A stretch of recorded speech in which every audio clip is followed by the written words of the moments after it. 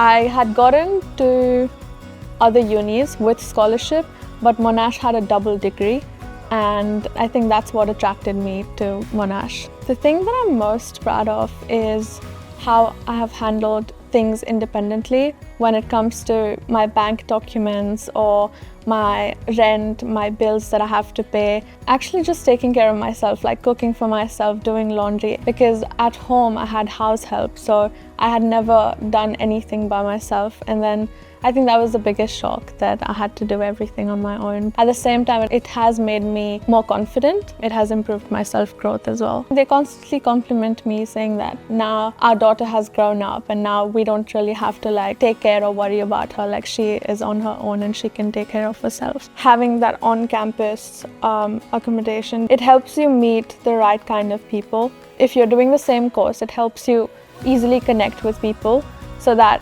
you'll have someone in the same course and you're also with them on the journey throughout the course. Me and my friends just get together and have a chat or have deep conversations, and then just sharing things. They're more like family to me, because I go out to classes, meet different people, and then come back home and we have dinners together, so it's like home away from home.